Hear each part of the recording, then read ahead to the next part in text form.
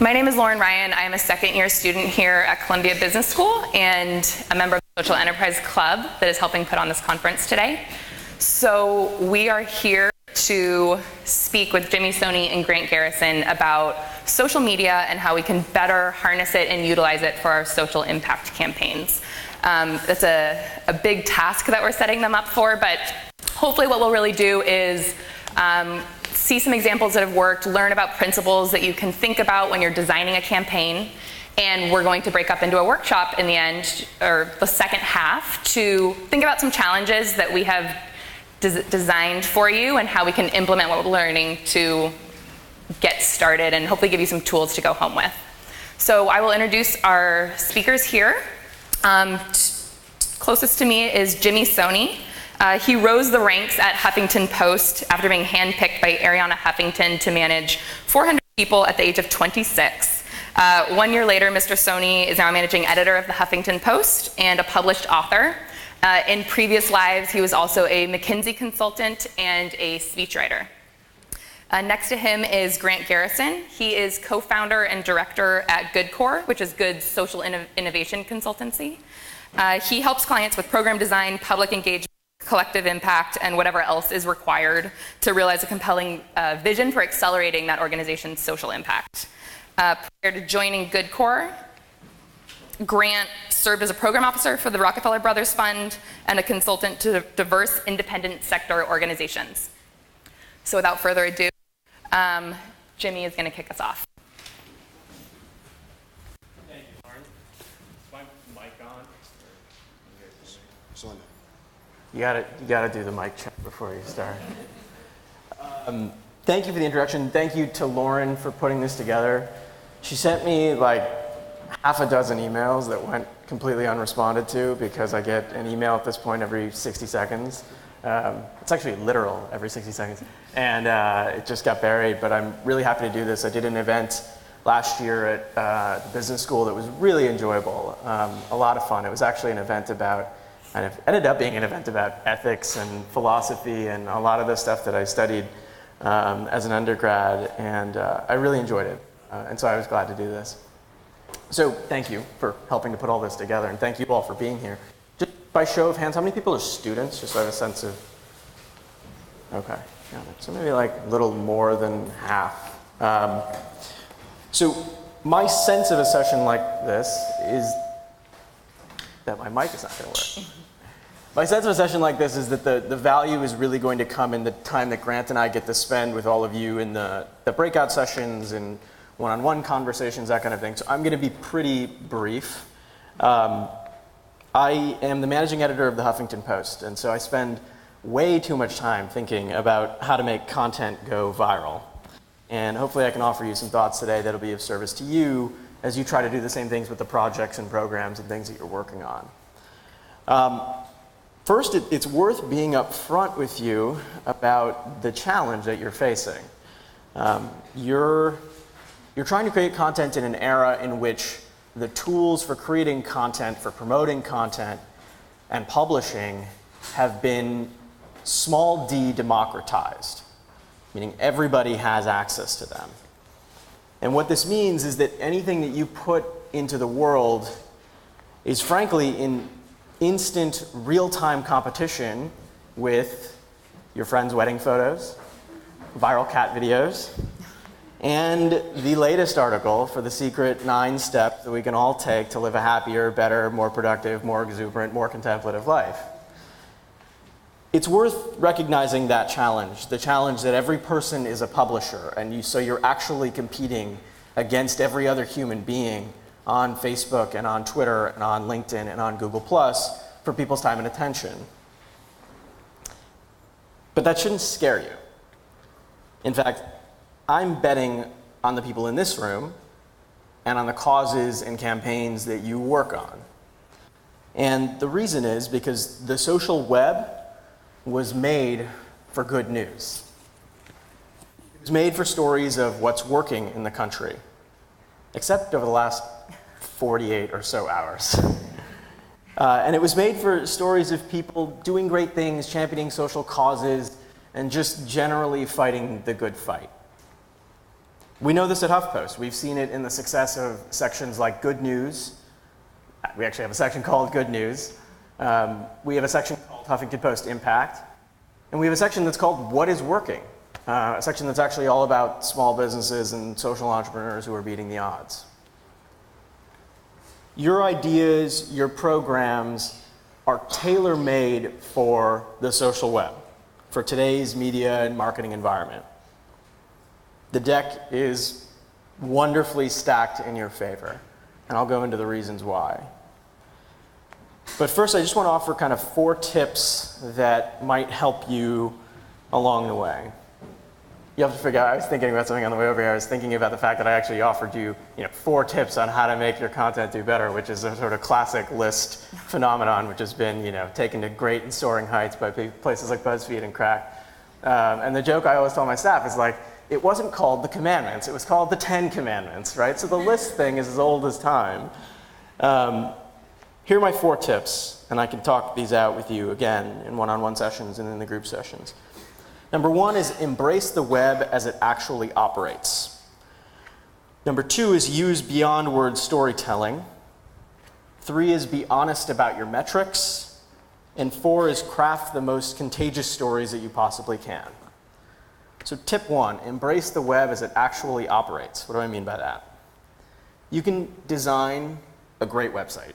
You can design maybe the best website that's ever been coded. But it might not make any difference or dent at all in the number of people who pay attention to you. Why is that? Well, as it turns out, fewer and fewer people are actually navigating directly to URLs, specific typed URLs. They come to content through the side door. They get there through Facebook, they get there through an email newsletter, they get there through Twitter, or they get there, like a lot of you probably do, through links that friends send them over GChat. It's true, actually, at big established websites like the Huffington Post. So even though the Huffington Post is a recognizable brand name, and you'd think everybody, I hope, would have every reason in the world to type in www.huffingtonpost.com, in fact, the overwhelming majority of our audience comes to us directly to content. So it's worth thinking about that, because that's actually a profound shift in the way that people navigate the internet. It didn't used to be that way. Brands had a lot more loyalty, websites had a lot more loyalty, and there weren't the same mechanisms for entering into the side door. And so maybe what that means for you is that that time that you spend on the beautiful front door of your website isn't time well spent.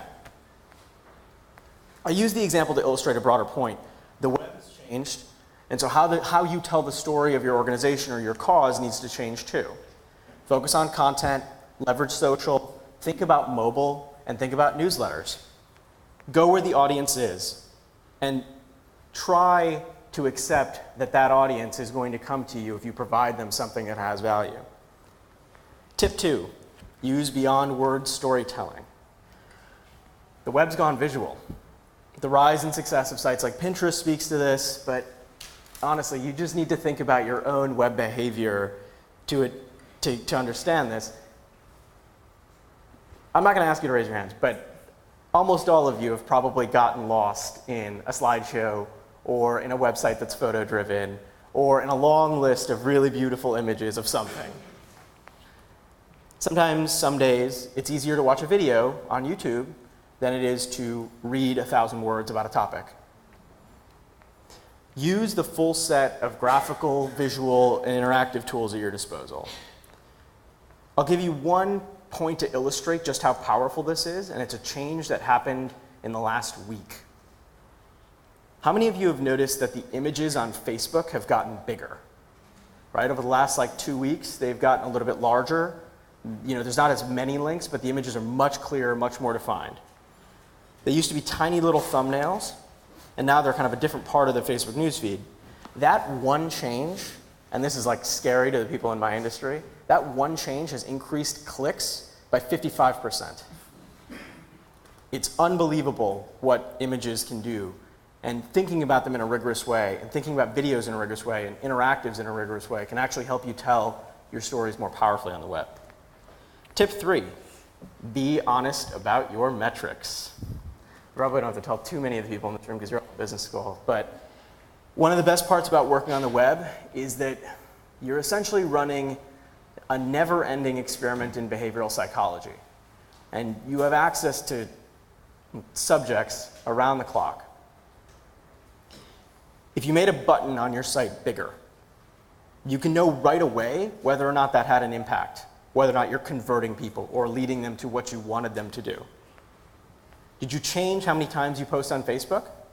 You'll get instant feedback. You'll see whether your followers go up, go down, or stay sideways. But the only way to get value from that kind of data is to be honest about your metrics. Here's one example. Let's say your total newsletter subscribers are soaring. That doesn't mean a thing if they're not opening your newsletter. It's a metric, not too complicated. It's called the open rate.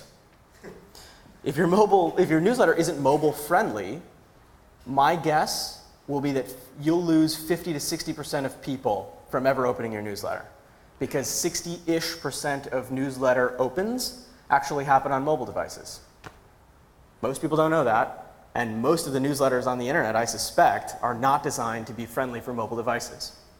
But again, if you're not honest about your metrics, if you measure subscribers versus open rate, you may not actually get to the outcome that you want. Don't assume that retweets mean click-throughs, and don't focus on your Facebook page. It's actually each individual post that matters a lot more. Be candid with yourself about what is and isn't working, what is and isn't driving pickups, donations, mentions, whatever other metrics matter to you. That kind of honesty will force you and your organizations to be really disciplined about your online approach. And tip 4, and this is obviously the most important, is craft the most contagious stories you can. I didn't say find the most contagious stories you can. I said craft.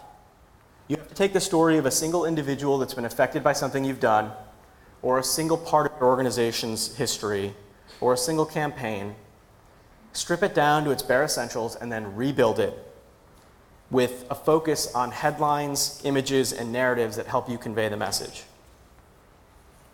It's actually something I cannot emphasize this enough. You have to ask yourself, what about this story is going to make someone want to pass it on? If I got this story, blank sheet of paper, would I want to send this to other people? What about this image that I'm sharing makes it shareable for other human beings? If I showed this to a perfect stranger, would I be able to arouse anger, excitement, emotion, surprise, laughter? And would I be able to arouse enough of it to get them to send it to their friends? It's the hardest thing that I have to do every day, is think about that question.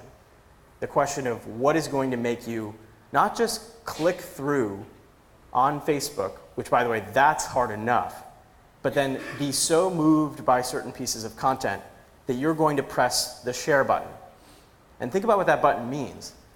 That means that I'm broadcasting to the entire world that this thing is something of value. That could be humorous, it could be exciting, but I'm letting the entire world know that I have some connection to this content.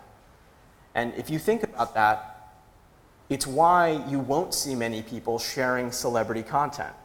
Celebrity is one of the trickiest content buckets at the Huffington Post, because people love to read it, but they don't love to admit to their friends that they read it.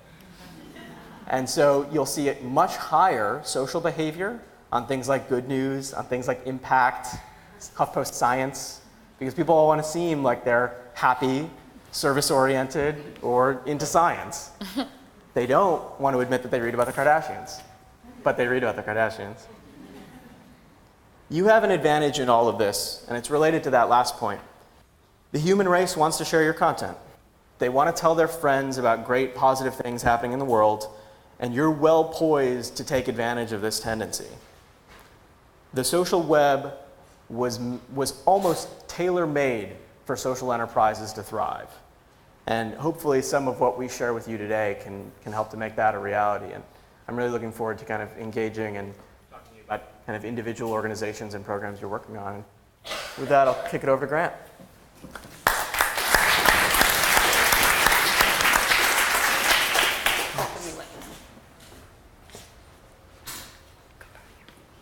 Cool. So It's really good to be here. I'm happy to be here. I don't know what this says about me, but I'm still like so excited to be at a place like this where like I emailed my mom right away and I was like, I'm speaking at Columbia Business School. So I don't know what that says about how I still want to impress my mom or what I think of myself, but I'm really happy to be here. And I think it's a great compliment of kind of how you've set this up because good. We are also a kind of we were a media platform. We're trying to be more of a community now. For those of you who are brave enough to sit up front, there's copies of the magazine. For those of you who weren't, if you're fast afterwards, you can sneak up and grab them. But I think it's really good. So I don't work at the magazine or the community site. I think if we were to talk about that, we'd probably talk about a lot of similar pieces. And I think still you'll hear echoes of what Jimmy was talking about in what I have to say. But our work at Good Core, which is our social innovation consultancy, is a little more at the kind of strategic level, helping to craft programs and initiatives with organizations and businesses that do attract a lot of people to them. So I think it's a little bit of a good compliment. So I of course came up with a list as well, partially just because this is how my brain works. Sort of first is don't trust anyone who calls himself an expert. So starting with me, we were joking. If I knew the secret to viral campaigns, I would be on a beach somewhere. And not because I don't love the world, but because I would just be a very wealthy man, and I'd probably be just taking it easy. But these changes that we're experiencing in technology, and Jimmy talked about them too, they feel commonplace now, right? Because we're sort of slowly experiencing them.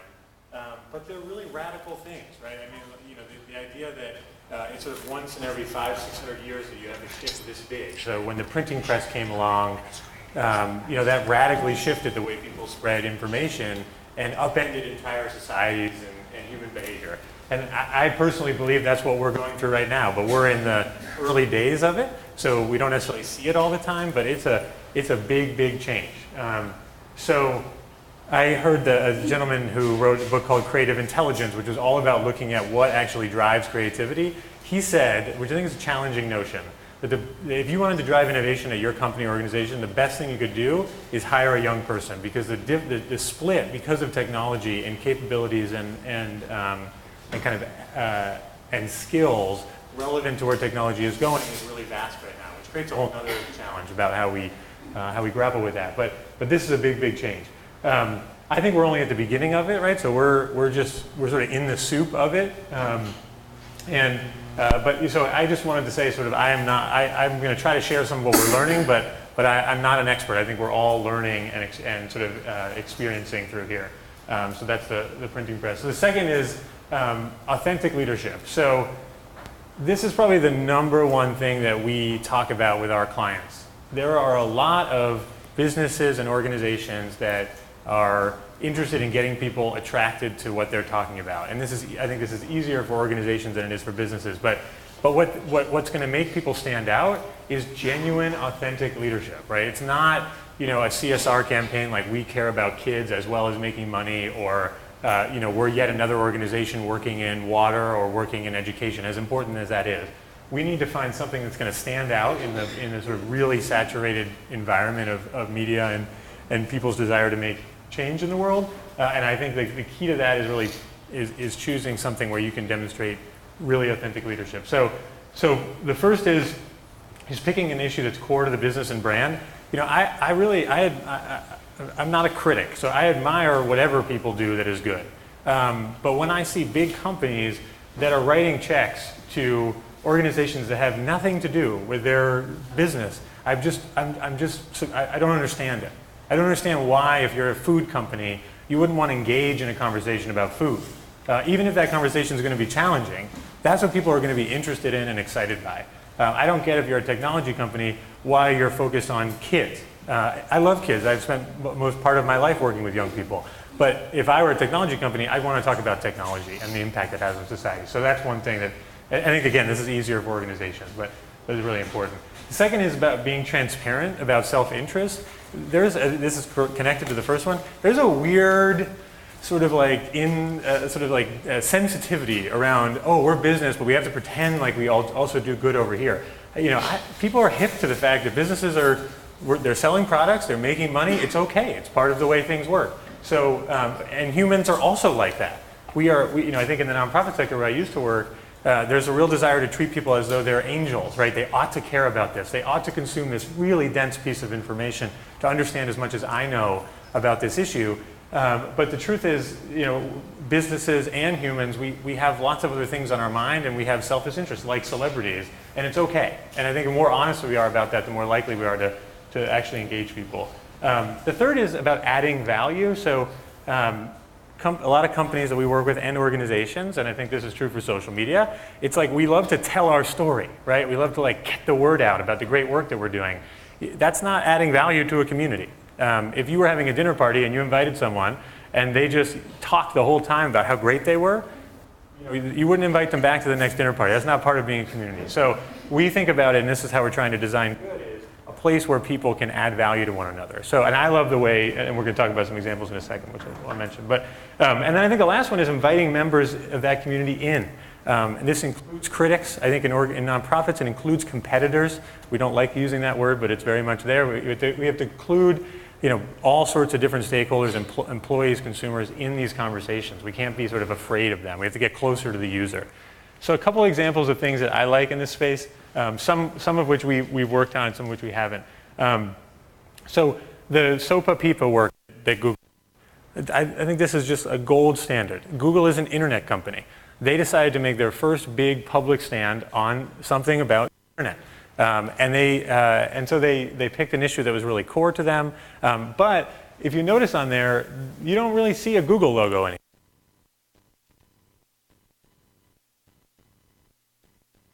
And Google is Robin.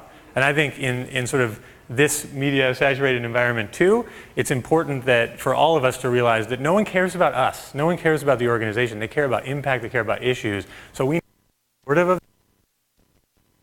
owning them. So and what did that turn into? The largest petition in history. 11 million people signed a petition in one day. Feels as though it can never be changed. But you had conservative senators changing their opinions on SOPA PIPA and actually changing, which really never happens. The other one is Chipotle. I think this is a great example of authentic leadership, right? I mean, they've seized an area that no one was talking about in their space, right? No brand was really talking about how dangerous it is the way that we're doing our food these days, and they decided to own that issue. They also paired it with awesome creative, which you may have seen. If you haven't, and you like Willie Nelson, you should immediately go Google Willie Nelson Chipotle, and it's a great song, but also a great video. But anyway, they really owned it, and I think it's dangerous for them, right? People could criticize them. I'm sure there's a lot Chipotle is owned by McDonald's. Lots of things you could criticize, and I'm sure PR agencies would say, oh no, don't do that. But I think that's an example of kind of seizing an issue that's live that they can have a stake in. And the last one's Livestrong. I was at a conference with the CEO of Livestrong a couple of weeks ago, and I was really taken by this example. So after Lance Armstrong admitted to doping, there were some extremely nasty things said about Livestrong. You had major journalists like Jake Tapper doing hashtag die strong. Right, people were saying that this is going to be over. There's no such thing as this anymore without Lance Armstrong. Truth is, that had very little to do with the community. Why? Because they found a community of people, cancer survivors, that prior to Livestrong were not connected to one another. They weren't offering support to one another in a very difficult, very, very difficult situation, probably the most difficult situation. So what they did was to create that community through the bracelets, through other mechanisms. And so then when Lance admitted to his really unfortunate and terrible behavior, the community endures because they had found it and they had added value to it. So those are some examples of authentic leadership that I really care about.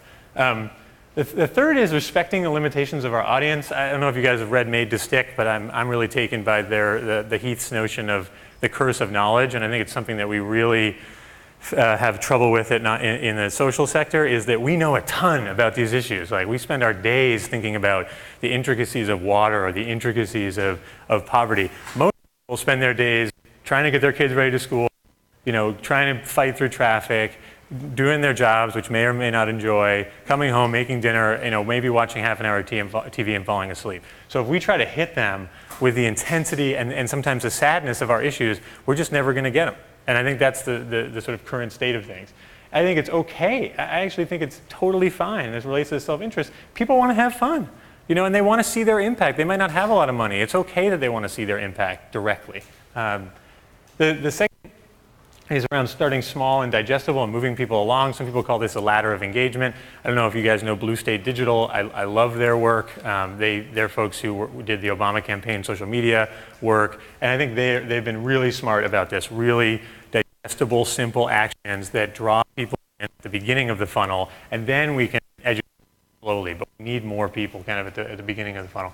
And then the last is that, the people we're trying to reach are no different than the people that Apple's trying to reach or the people that Chipotle is trying to reach. So there's, we all, us, have gotten used to really great creative, right? Like we like good commercials. We like sweet, I like Willie Nelson singing along to the Chipotle commercial. It's tough then to get their attention if they're used to that, if we're putting forward something that's really not as strong.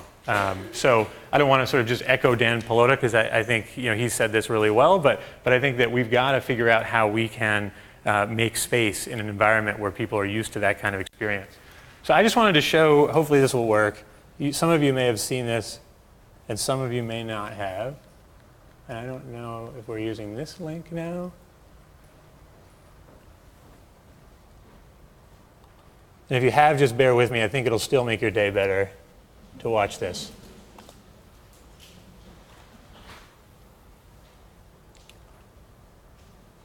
I don't know if we need the gym. Come on, push. You conserve water while showering. You like nice clothes. You give to charity. You recycle. You drive a Prius, but you use your bike when you can. You enjoy the occasional distraction at work, and you always send a card on Mother's Day. Always. But there's a part of you that tells yourself that you're not so good, that you could be doing more, that the world is falling apart at the seams, and all you've been doing is yoga. One day you see that the rainforest is being destroyed at a staggering rate of 32 million acres a year. That's the equivalent of one football field every 78 seconds. You feel bad, angry, guilty. You've been apathetic for too long. You want to do something about it. You must do something about it. Well, this is what you're not going to do. I quit! You're not going to quit your job, leave your family, get on the next flight to Nicaragua, take a bus to the edge of the jungle, then hoof it across rivers, lakes, and streams on a quest to the very heart of the rainforest. Take me to the heart of the rainforest. You're getting closer. You're almost there. You have arrived. You're not going to ingratiate yourself with the local tribesmen, go to great lengths to earn their respect and trust. No. It is around now you realize you're living out the cliché gringo fantasy of becoming an honorary native and leading the resistant forces. But screw it. If they could do it, so can you. I'm gonna save you! This guy comes over here, I'm gonna do this, I'm gonna pull a zap thing, that's right through him, right over here. You're not going to coordinate and occupy the rainforest movement, realize it's hopeless, summon the power of the gods, lead a revolution against the deforesters and their multinational employers in an apocalyptic once-and-for-all battle to save humanity, only to awaken 2 days later in an El Salvadorian hospital with 2 toes missing on your left foot. Siri, I wanna go home! Hobble out of Central America, up through Mexico, across the Sierra Madre where you break down, have your first cigarette in 4 years, accidentally start a wildfire killing off the endangered species that once served as your occupational distraction, finally make it back home only to find you've been replaced at work by a guy named TJ, and that things at home are not what they used to be.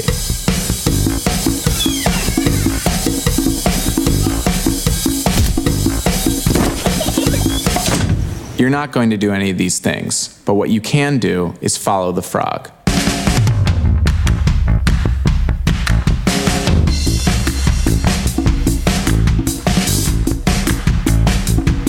Buying Rainforest Alliance certified products ensures the future of our rainforests, so that you don't have to do the things you shouldn't do anyway.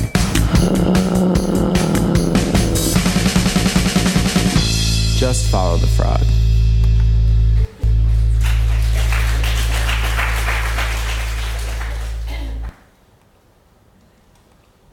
So, Good had very little to do with that. That was our office, and we'd actually just let a few people go that day, so it was really awkward when he stood up and said, "I quit." But other than that, we didn't have a lot to do with that. But it's a friend of Good, and I think it just I think it's almost like I could just not give a talk and just show that video. I mean, that's exactly what we need to do. We need to make it fun, make it interesting, and then provide people an easy-ish first call to action, and then we can suck them in, and of those 1.5 million people that have watched that video, maybe some portion of them have become donors to Rainforest Alliance. Maybe some portion of them, are more deeply engaged, but if we don't get them in the first place, then they'll never know about us. So hopefully that was as fun for you as it is for me, even after many times. The other example I want to give, so Blue State Digital, they were hired by the American Museum of Natural History to get more people excited about the American Museum of Natural History. So I love that. My mom's a science teacher, but that's a tough job, right? Like to get lots of people really interested online in the American Museum of Natural History. So what they did is they came up with this little crazy idea. They made a filter with Teddy Roosevelt, and they asked people to take pictures of themselves in nature with Teddy. And so it's like, that's a wacky little idea. Who knows if that's going to work? But it did. They got thousands and thousands of people to shoot those shots and send them in. And now they're engaged with the American Museum of Natural History. So I just want to show that in the sense that you can make an awesome video, but you can also just tool around and try something new and see if it works. The last one, I don't know if you guys know Link, but it's called Liberty in North Korea. And they've done an amazing job taking an intractable issue, which is the crisis in the Korean Peninsula, and they've found a very specific little thing that we can all do, which is if we can raise $2,000, we can repatriate a person who's escaped North Korea into China but is living a very unhappy life there, and we can resettle them in a neighboring country. That's what they've done. They've made that bite-sized. So as a result, self-organized around the country on college campuses in particular, you have people doing parties and other things to raise that $2,000. Charity water is another obvious example, like giving up your birthday. So it's just finding little ways and giving people a discrete sense of their impact. The fourth one, failing forward.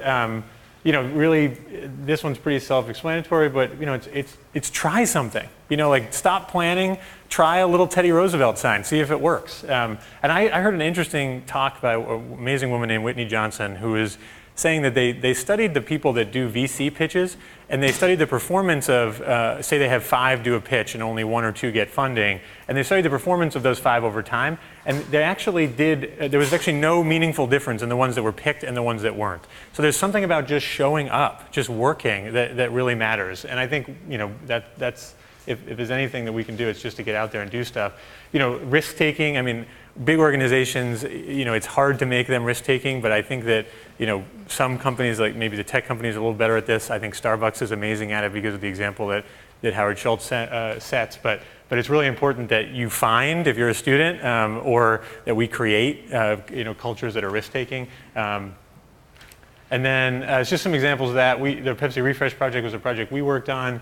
I actually use it as an example of failing because when we opened the website the first month, we got way more traffic. It's like the healthcare exchanges, way more traffic than we expected. And there was all sorts of technical problems, people seeing other people's data. It was really bad. So of course the PR company were saying, shut the door, don't admit failure, minimize the problem.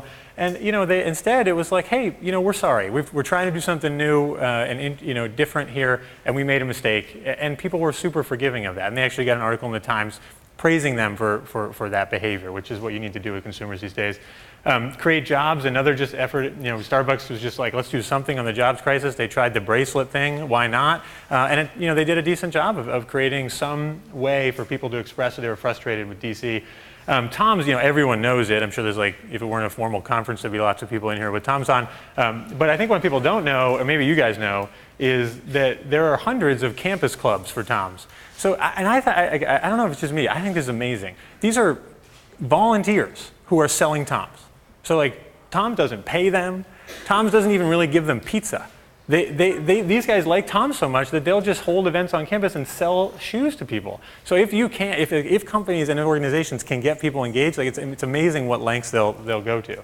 And then lastly, and I'll be done, I think the crowd is a big deal. And I think that it's in some ways maybe the fundamental deal of the internet. I think that being able to share is awesome. It's a first step, but I think more and more, if we can get better and better products, we can allow people to collaborate in really cool ways through the internet. So, and I'm a big believer in crowdfunding. I think that it is not a fad. It's growing 30-40% a year, and I think Kickstarter, $800 million through Kickstarter. It's bigger than the NEA. It's an awesome phenomenon, and if you're not at least thinking about how crowdfunding can be part of your campaign, I think that's maybe not optimal. So unintended consequences, we tried to use incentives a lot, and I think Refresh was an example of this. We also did a really failed project with a very large company where they tried to use incentives. And I think what it does is it attracts sometimes the wrong type of people. I think there's enough people who care about this stuff who don't need incentives that it's a little bit of a Pandora's box. Just some last examples. So you might know it gets better, but an awesome, simple call to action, film a video that supports an LGBT young person to get through a hard time in their life. It went hugely viral. I think it also ties to the non-text approach. Kiva's lending teams, again, people know Kiva, but these are teams that you can create with your friends and other networks. And they've got teams, just people like us, who have taken initiative to organize their networks around lending. And they've got $5 million by one team being lent out. I think they're experimenting with awesome stuff. And Good, I can't leave without saying I'd love for you guys to check out good.is. We're really trying to make it a community where you can find other people like you find in this conference and stay in touch with them and collaborate and do things together. So that's me. So this last slide is just the principles, if they're helpful, and then the challenges that we're going to go through. So our next step then, first let's thank Grant. Thank you, Grant. Hopefully that was a lot of good food for thought, and now we're going to do something with it. So what I'd like us to do, we have here 3 challenges that we're going to work on. We're going to work on taking these problems, these potential social impact problems, and designing a strategy for a campaign.